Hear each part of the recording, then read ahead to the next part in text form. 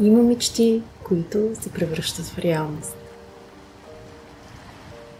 Помня денят, в който реших, че искам да правя студийна фотография. Влязох в нещо като студио и опитах. Неуспешно. Когато изучих студийната фотография в детайли, разбрах, че за да се получават нещата в едно студио, освен знания и опит, е важно и самото студио. Така започнах да го търся. Студиото, в което нещата щяха да се случат. Когато обаче не намерих такова място, не ми отне много време, за да разбера, че трябва аз да го планирам, проектирам и построя. Днес съм тук върху тази земя, където това студио се случва.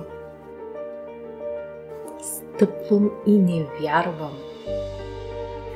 200 квадрата чиста снимачна площ са на път да отворят врати и да посрещнат нуждаещите се и жадуващи за творчество, снимащи хора във Варна.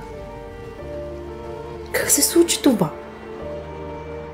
Аз не го ли пожелах на шега? Да, на шега. Така ли се пожелават големите мечти? Явно и така. Но само ако амбицията насочи сили и енергия в името на мечтата, само тогава тя се превръща в цел, а целта в път. За човешкия ум няма граници, освен онези, които сами се поставяме. И сега, когато моята мечта е вече реалност, пътя не свършва.